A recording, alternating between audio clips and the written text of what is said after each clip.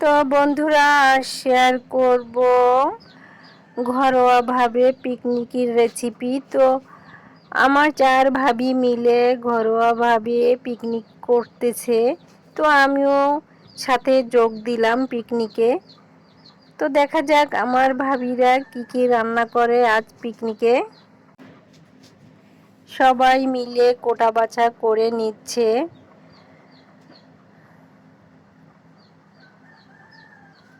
তো আজ রান্না হবে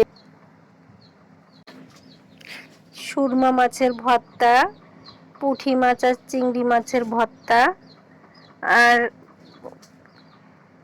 কাটল ভাজা, মুরগির মাংস ভুনা। তো রান্নাটা কিন্তু আমার বড় ভাবি করে নেবে। ওনার হাতের রান্না অনেক মজা, অনেক টেস্টি। তো বন্ধুরা দেখেন, ভাত কিন্তু হয়ে গেছে, মাটির চুলায় রান্না করে নিবে।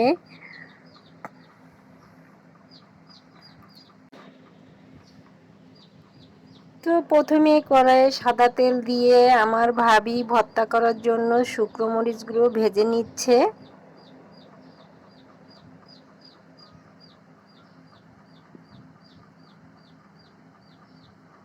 তো মরিচগুলো লাল লাল করে ভেজে তুলে নিবে।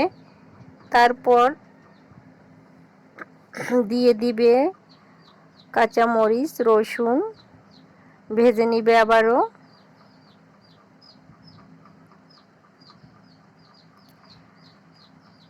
মাছের ভর্তা কিন্তু খুবই মজা, খুবই টেস্টি। তো ভর্তাটা আসলে খেতে কিন্তু ভালোই জমে। তাই যে কোনো পিকনিকে দেখা যায় আমরা ভর্তাটাই করে নিই। তো রসুন মরিচ ভেজে নিয়ে এবারে দিয়ে দিয়েছে পেঁয়াজ কুচিও ভাজা হয়ে গেছে। তো এবারে মাছটা ভেজে নেবে, সুরমা মাছ।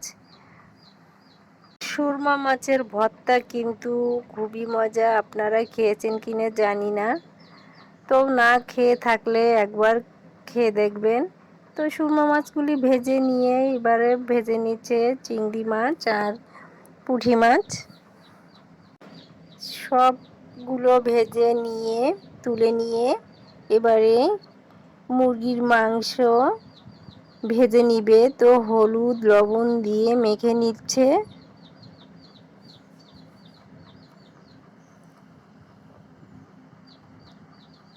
তো বন্ধুরা, আমার চ্যানেলটা যারা এখনো সাবস্ক্রাইব করেন নাই তারা সাবস্ক্রাইব করে আমার পাশে থাকবেন। আর যারা আমার ভিডিও দেখেন তারা অবশ্যই একটা লাইক কমেন্ট করবেন। আপনার একটা লাইক, একটা কমেন্ট আমাকে অনেক দূর এগিয়ে নিয়ে যায়। তাছাড়া আমার অনেক ভালো লাগে, সারাদিন পরিশ্রম করেও আমি সামান্য ভিডিও ছাড়তে পারি। তো বন্ধুরা, আমার ভাবি মাংসগুলো লাল লাল করে ভেজে তুলে নিচ্ছে। তো এবারে মুরগির চামড়া, পা, পাখনা দিয়ে আলু দিয়ে আলাদাভাবে রান্নাটা করে নিচ্ছে।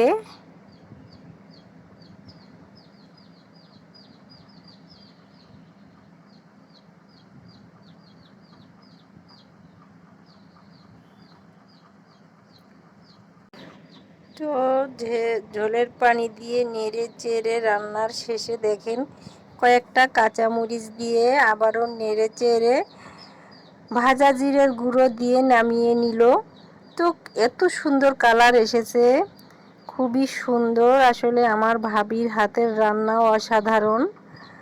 তো সাদা তেল দিয়ে দিয়ে দিল দারুচিনি, এলাচ।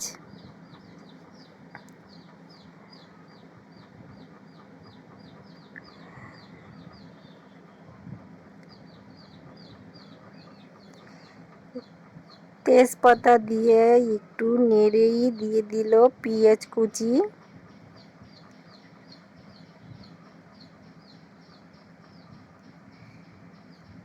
এবারে নেড়ে চেড়ে কিছুক্ষণ পেঁয়াজটা ভেজে নিবে।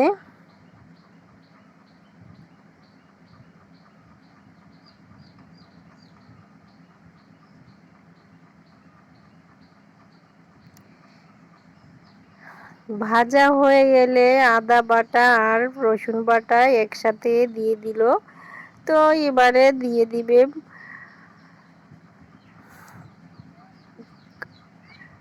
আদা বাটা, জিরে বাটা,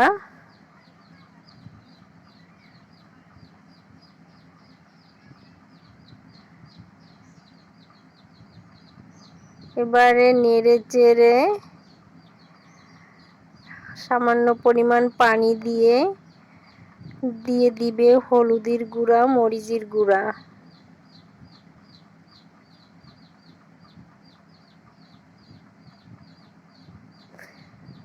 স্বাদমতো লবণ। এবারে কিন্তু মশলাটা ভালো করে কষিয়ে নিতে হবে।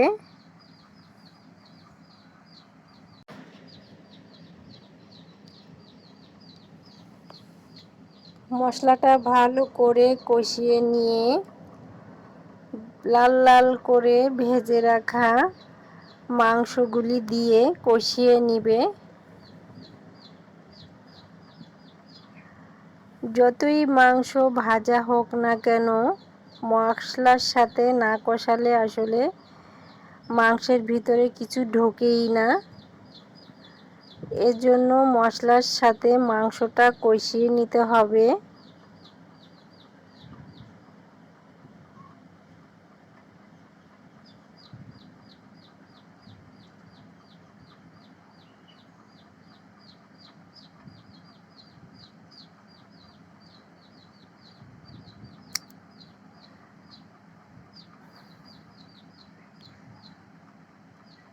বন্ধুরা, এভাবে আপনারা ঘরোয়াভাবে একবার পিকনিক করে খেয়ে দেখবেন।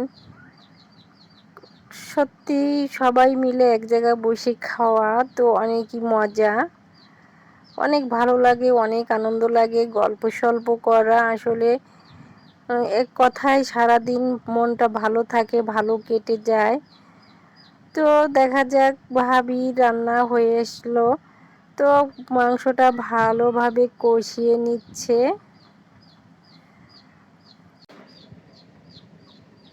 কষানোর পরে কিন্তু অল্প পানি দিতে হবে, কারণ মাংসটা ভাজা হয়েছে লাল লাল করে।